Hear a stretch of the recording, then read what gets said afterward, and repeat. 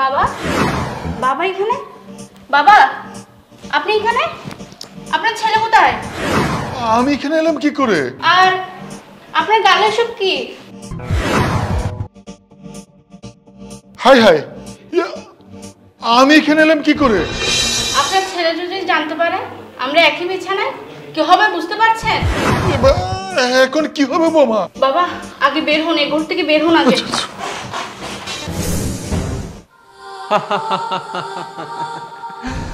ছেলের রুম থেকে বোমার শ্বশুর বেরিয়ে এলো। ছেলে কি তা জানে? পুরাই তো সিনেমা জমে গেল। তা কাকা কেমন চলছে? লাল মিয়া, তুই এসব কি বলছিস? আমি তো কিছুই বলতে চাই না ভাবি, বলবে তো আমার এই মোবাইল। এই নেন দেখেন, সব বুঝে যাবেন।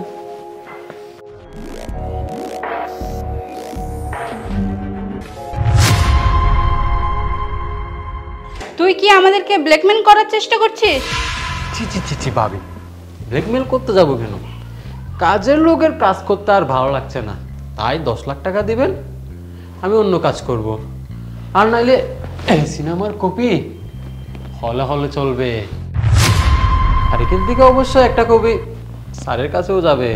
এত বড় নিমুখারামি! এই জানিস আমি কি করতে পারি? কাকা, আপনি আমার কিছুই করতে পারবেন না কাকা।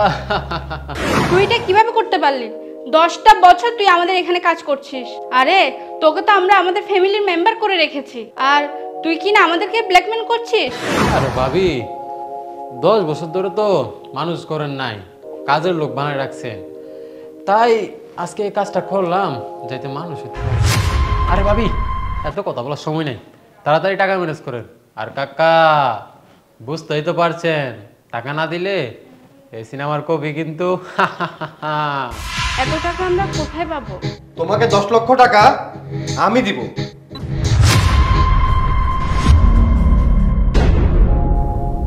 আরে স্যার, আয়সা পড়ছেন, ভালো হয়েছে। এই ফিল্মে আপনার চরিত্রটা খালি ছিল, এখন তো ফিল্ম জমে যাবো। বাবা বিশ্বাস কর, আমি এসবের কিছু জানি না বাবা। ওগো, তুমি বিশ্বাস করো, আমরা এমন কিছুই করিনি। স্যার, আমি আগে আপনার কইছিলাম এই ম্যাডামের চরিত্র ভালো না, চরিত্রের ভেজাল ভেজাল, প্রচুর পরিমাণে ভেজাল আছে। আপনি তো স্যার আমার কথায় বিশ্বাসই করেন নাই। এখন দেখছেন হাতে না তো ধরা খাইছে আমার কাছে। আরে স্যার সহজ সরল পাইয়া দিন রাত করতেছে স্যার। স্টপ! তুই কোনো কথা বলবি না। তুই কি মনে করছিস আমি কিছুই জানি না? তুই কিভাবে এই জঘন্য কাজটা করতে পারলি? বউ আর শ্বশুরের পবিত্র সম্পর্ককে তুই কিভাবে কলঙ্কিত করলি?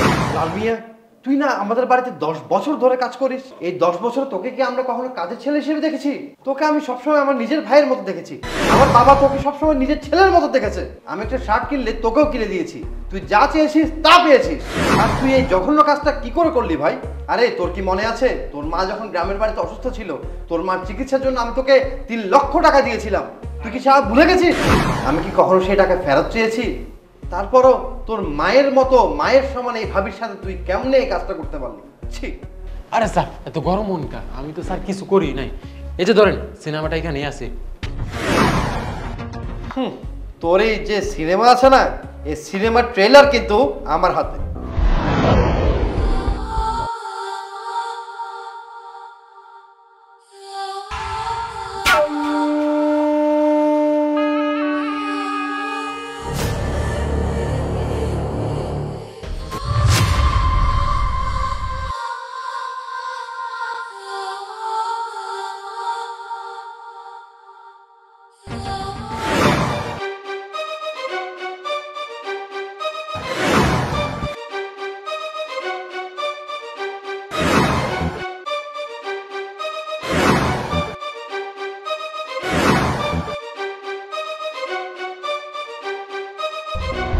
যে জঘন্য কাজটা করেছিস তার জন্য তোর কোনো ক্ষমা নেই।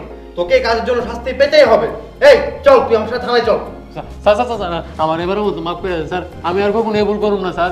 তুমি কখনো ওকে ক্ষমা করবে না। ওর কোনো ক্ষমা নেই, তার উপযুক্ত শাস্তির ব্যবস্থা করবি। নিয়ে যাবে। স্যার এবারের মতো মাফ করে দেন স্যার।